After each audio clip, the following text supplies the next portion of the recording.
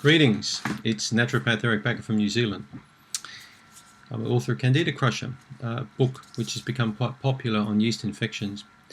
You may have seen some of my many videos on the Candida Crusher YouTube channel. Today I'm going to talk about a different topic which I haven't really covered much in the past, but I'm going to do a few of these videos, and it's regarding toenail fungus. So yeast infection in the toenails. It's very, very common. It's a condition I very commonly see. In fact, I would easily say that half to three-quarters of my patients have one or more nails, particularly toenails, with some kind of fungal infection. It's an extremely common condition. We see a lot of it in the Western world, particularly people like myself who wear socks and shoes all the time, office workers. I've treated patients from many walks of life for a long period of time, and the people I typically see with finger or toenail yeast infections are often people who work in damp or wet surroundings, like chefs, cooks, gardeners, market gardeners, people who work on dairy farms, they wear rubber boots all the time, cleaners in offices or hotels. These are people that we commonly see having a yeast infection. When you think about it, yeast loves warmth, it loves darkness, it loves moisture, all these sort of environments which really, where yeast thrives in the groin, the vaginal area, and the toenails.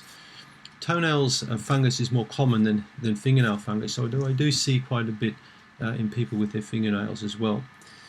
It's commonly mistaken, in fact, for psoriasis of the nails, when in fact it's not psoriasis, it's actually a yeast infection. There are various kinds of species of yeast that live around the fingernail, under the fingernail. So let's look at some of the common causes of toenail fungus. Well, I think the number one cause is people wearing sneakers and socks prolonged. Women wearing pantyhose, or providing an environment where this yeast can thrive. So if you wear socks, you need to take them off regularly. If you can walk barefoot in your office, like me, I'm lucky, you wouldn't know, but I have bare feet, so I like walking around bare feet in my office. If I'm seeing patients, naturally I'll have socks and shoes on, but I try and take my socks and shoes off for most of the time and just have bare feet, or some leather sandals that I like to wear around the place for airing out the feet. So feet, really like hands, need to have lots of air flowing around them, some sunlight exposure. And this is why you're going to typically see more toenail fungus than fingernail fungus. We don't often wear gloves on our hands, and if we do, we take them off. But we wear socks for 8 to 10 hours a day all the time. So this is a typical cause, okay? Or a contributing cause. Some of the leading causes we're going to see later really are more diet and stress related. Another one is clipping the toenails. There's people who tear the toenails or cut them too short, which leaves a small wound, which allows really bacteria or fungus to get in there and start, seeding more fungi around under the nail, and before you know it, you've got the beginning of a toenail infection.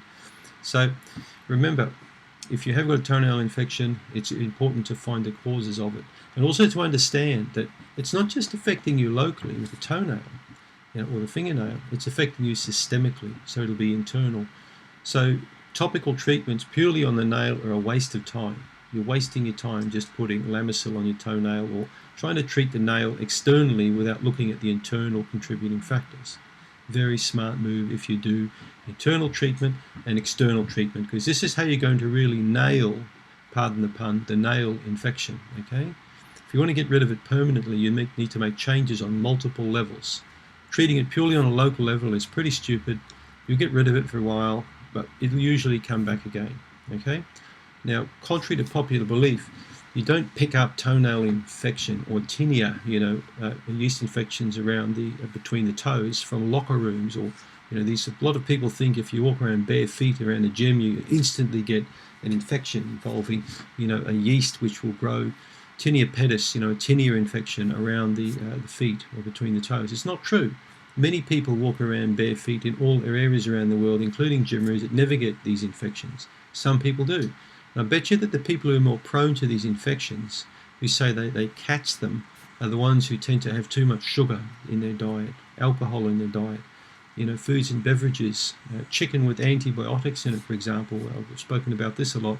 So a lot of our foods today, our meat foods, we consume, these primary proteins do contain chemicals, and these chemicals affect our gut. They can increase our susceptibility towards many different kinds of intestinal infections and allergies. So be careful the kind of food you eat. Try and read some more of my information on yeastinfection.org, one of the world's most informative websites, I've been told, for yeast infection. Don't forget to do my quiz on candidacrusher.com. It's one of the world's best online yeast infection quizzes. So let's look at the causes again. So common causes of yeast infection, as I mentioned, are wearing socks, pantyhose, shoes too long, keeping the feet in environments where they're quite damp and moist. And the worst cases I've ever seen, I think one of the worst ones was a lady who worked on a dairy farm whose feet were, for many hours, were in rubber boots. And they were wet quite a lot of the time, and she had horrific yeast infection involving the feet and the nails.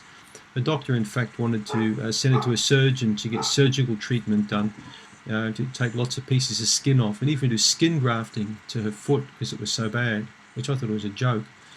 So it took this lady a good 6 months to get a complete cure of this problem. Basically, I got her out of the rubber boots and got her to wear plastic sort of open sandals, and I got her to dry her feet with a hairdryer a few times a day. And we used tea tree oil. We got rid of the condition. It was horrific, absolutely horrific. Similarly, I've seen this with Chef. I also have had some terrible conditions seen, people who do a lot of cooking, preparation in kitchens, and cleaners have seen this sort of thing too. So remember, if you have got a yeast infection involving the toenails or between the toes, you need to really expose your feet to dry, warm sort of environment, sunlight, salt water. Kick off those socks and shoes as much as you can. Don't wear pantyhose that often. So change the environment, make it more hostile towards yeast, which will mean it'll be easier to get rid of and harder for it to come back. Okay, so other causes are antibiotics in your diet, or antibiotics, taken as a dietary, not dietary supplement, taken as a medicine. Okay, so don't take antibiotics. Antibiosis means anti-life. Why would you take something that's anti-life? It's dumb, it's ridiculous.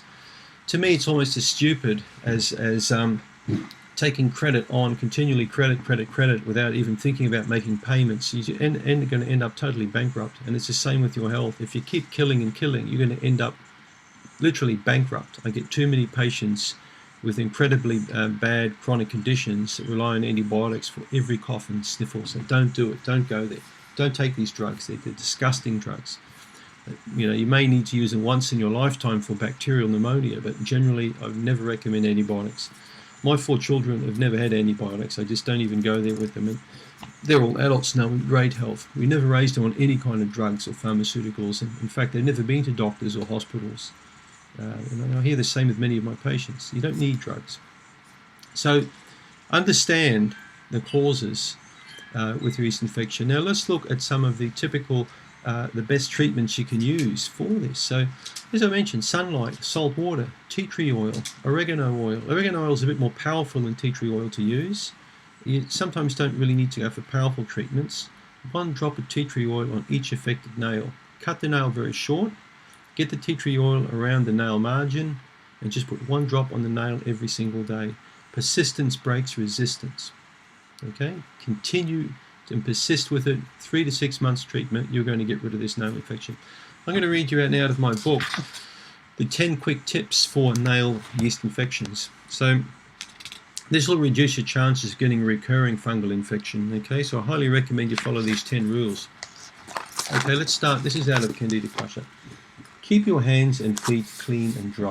All right, with your toes, again, after a shower, towel dry, and even use a hairdryer to really thoroughly dry the feet. Don't wear socks in bed. All right. If you've got cold feet, get your thyroid checked out. There could be a problem there, but you should never wear socks in bed. Dumb idea. So also gloves. Try not to wear gloves continually, and if you do, make sure you dry your hands thoroughly after you use them. So hot, sweaty hands need to be cleaned a few times per day, then dried out. Number 2, go barefoot. So go barefoot as much as you can.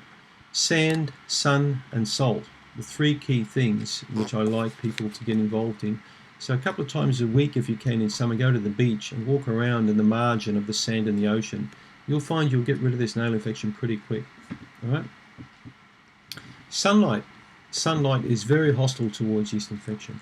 So for jock itch, for toenail fungus, even for psoriasis, sunlight proves to be a very powerful ally in your quest to get rid of a toenail fungus or a yeast infection. So make sure you use the sun quite a lot, okay? So 15 minutes a day. An exposure in the middle of the day for a few minutes is fine, as long as you're not in too long, but preferably around 10 or 3. Okay, 10 a.m., 3 p.m. is a good time to do it. Replacing your socks every day. Never wear the same pair of socks twice in a row. Cotton socks to absorb moisture. Never wear nylon or poly blends. Just wear pure cotton socks every day. Chuck them in the bin with a bit of bleach in there and keep putting clean, fresh socks on. With your shoes, put 1 to 2 drops of tea tree oil in the shoe on the inside where the toes are per week, 1 to 2 drops. Okay, that's going to help to throw a lot of these substances out of the oil into the shoe. It's going to put the vapor through there and kill any fungal spores. It's a clever idea to do. Rotate your shoes too, another good idea. So have 3 or 4 pairs of shoes and always rotate them. Don't wear the same pair of shoes continually for weeks on end. Maybe 1 or 2 days, stick them out, let them air out with a bit of tea tree oil, next pair of shoes. Clever move. Okay, so also sandals. Now many people rotate, so many people with bad toenail fungus have the same pair of shoes they will wear continually. Use natural remedies and drop the drugs. You don't need drugs. Lamisil, drugs like that, just can these drugs. Use tea tree oil. Another one you can do is put some crushed garlic on a really bad toe.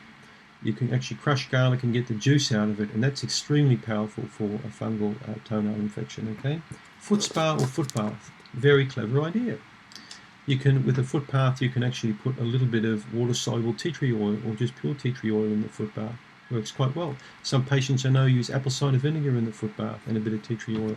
Colloidal silver. You know, there are many solutions for you to use to get rid of a yeast infection of the nails. Tea tree oil, I think, is one of the best. Make sure it's Australian tea tree oil, Melaleuca alternifolia. The best tea tree oils in the world are grown in New South Wales in Australia, and they come from the Ballina region. Ballina.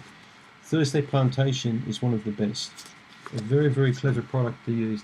The Australian government, in fact, found tea tree oil so powerful, the soldiers who went out on the First World War were issued with a bottle of tea tree oil in their kit. Did you know that? Incredible. So, you know, the medicos back then knew of the power of tea tree oil. So these guys going off to, you know, places like Turkey to fight had tea tree oil in their kit bag. Lots of soldiers who went to the Vietnam War in the 60s also took tea tree oil with them.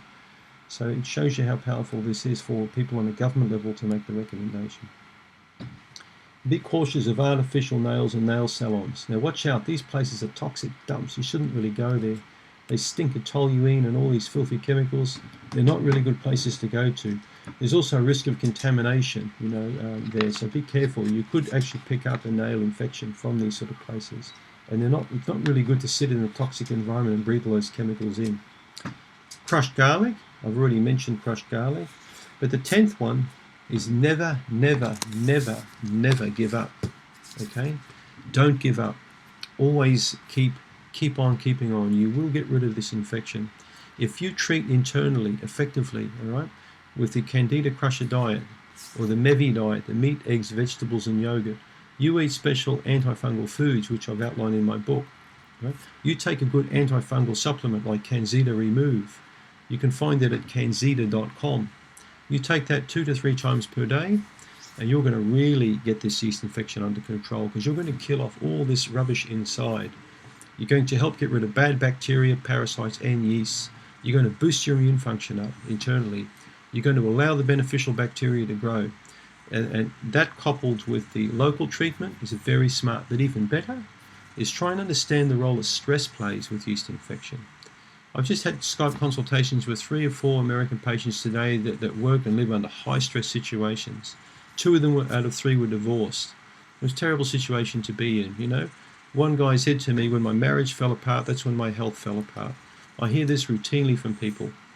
One of the biggest stresses in our lives are people, all right? Especially dysfunctional relationships with partners or employees or employers or with our children. So when you have these problems, they manifest like that, they have quite a powerful effect on making us not feel good about our lives. These things affect our stress axis, our ability to produce, maintain good hormonal levels to combat things like infections. So if you really want to get down to it and do a good job of eradicating a yeast infection, whether it's vaginal, toenail, scalp, jock itch, I don't care what it is, you need to give your immune system the best possible chance of being a powerful ally in your fight against this infection. And how are you going to do it?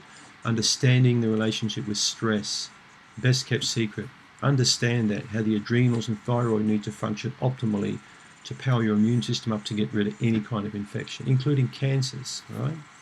We know that 90% of cancers basically now can basically prevent it with diet and lifestyle. So that's a pretty powerful statement, and if you go online, do some searches, you'll find what I'm saying is correct. So if diet and lifestyle can help us reduce the incidence of cancer, surely it should help us to prevent from getting something like a yeast infection. So I hope I've given you enough information today, to give you a good heads up on how to get rid of how to nail your nail infection. Pretty lame, isn't it? So don't use drugs, use natural medicines. You'll feel better in the long run, it won't create any toxic side effects. Understand that persistence breaks resistance. Please do my Candida survey on candidacrusher.com. Check out yeastinfection.org. And if you want the best antifungal on the market, check out Candida.com. It took me a long time to make this product. I'm proud of it. We're getting stunning feedback from it, including many patients from countries around the world who've got toenail yeast infection. So that's going to wrap up my YouTube video today. Thank you so much for tuning in.